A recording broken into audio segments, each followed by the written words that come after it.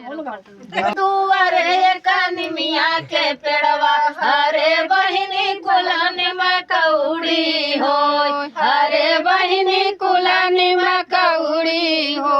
अरे पहिला पहिला हम गईली ससुरवा, पहिला पहिला हम गईली ससुरवा। अरे बहिनी धैले हली सासू के गोड़, अरे बहिनी धैले हली सासू के गोड़। अरे हमारे नी सासुरनी ऐसन आशीष, हमारे नी सासुरनी ऐसन आशीष।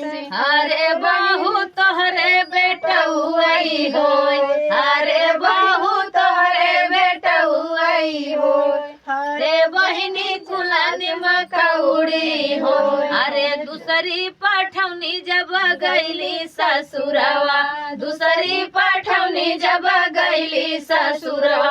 अरे बहिनी धैली हली जेठनी के गोड़, अरे बहिनी धैली हली जेठनी के गोड़। अरे हमारी जेठान रानी ऐसन आशीष, हमारी जेठान रानी ऐसन आशीष। अरे बहिनी कानी बिटिया वही हो, अरे बहिनी कानी बिटिया वही हो।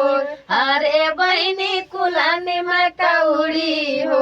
अरे तीसरी पठौनी जब गईली ससुरवा, तीसरी पठौनी जब गईली ससुरवा। अरे बहिनी धैली हली ननदियों के गोड़, अरे बहिनी धैली हली ननदियों के गोड़। हमारी ननद रानी ऐसन आशीष, हमारे ननद रानी ऐसन आशीष। अरे भौजी हमारे भतीजवई हो, अरे भौजी हमारे भतीजवई हो।